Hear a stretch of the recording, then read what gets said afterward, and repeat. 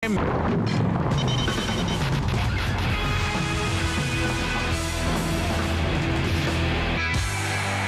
take a look at last year's Grey Cup, dominated by the elements. It was close, but the Argos came out victorious.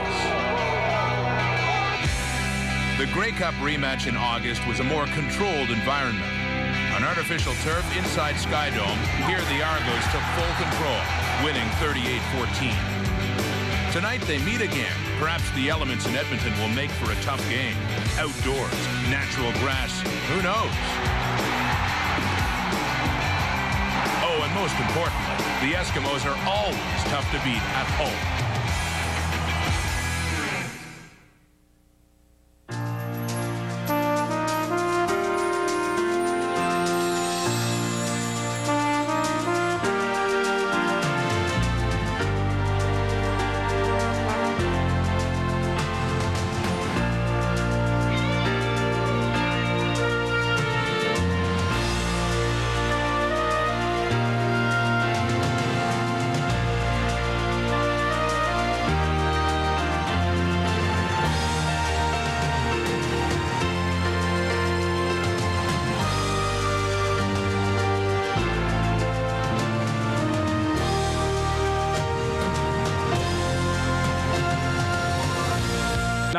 Now, for the Toronto Argonauts, who's the guy that drives the bus? Well, take your pick, because there's three players having unbelievable years. Robert Drummond could become the first player in the history of the league to have 1,000 yards rushing and receiving in the same year. He's on pace to break the touchdown record.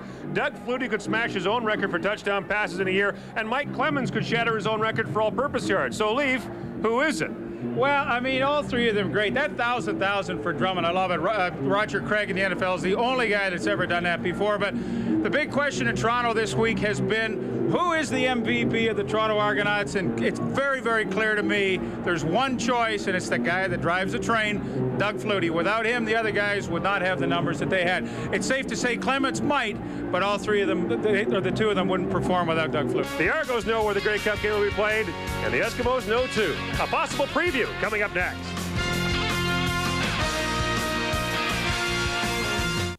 Well, we talked about it before the game. Who do you think is the best player in this game? And Ron Lancaster says no question. When he looks at all-time players in this league, it's Doug Flutie. He said he lifts everybody's play. And I'll tell you what, you can make the case that the three greatest players in CFL history are in this stadium tonight. Doug Flutie, Ron Lancaster, and don't forget, too, there's a guy prowling around that we saw before the game by the name of Parker, who was voted the player of the quarter century in 1975. So Ron Lancaster says he's intrigued by quarterbacks. He loves to watch him play. He saw Jack Parker near the end of his career, but he says Flutie's the best I've ever seen.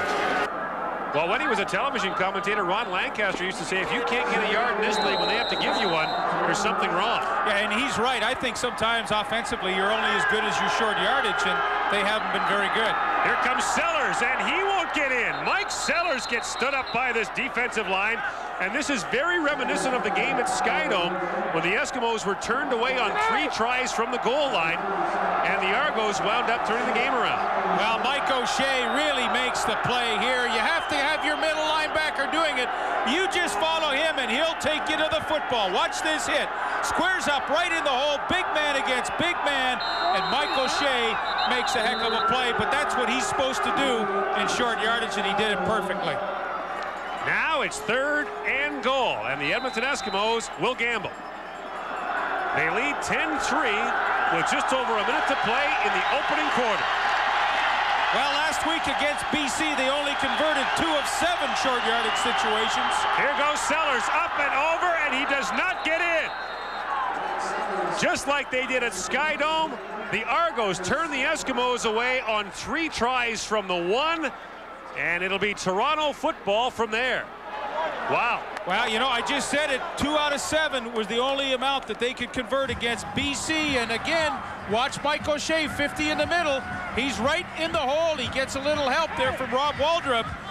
But boy, oh boy, I mean, Mike O'Shea was right there twice. He's the guy you count on, and he's the guy that came through. He had some help that time, but that's 2 in a row. And boy, the short yardage problems of Edmonton just seem to escalate. And don't think that's not the kind of play that'll kickstart your team. And Toronto, trailing by 7, came up with a huge effort right there. Argos from their 1. Flutie deep in the end zone.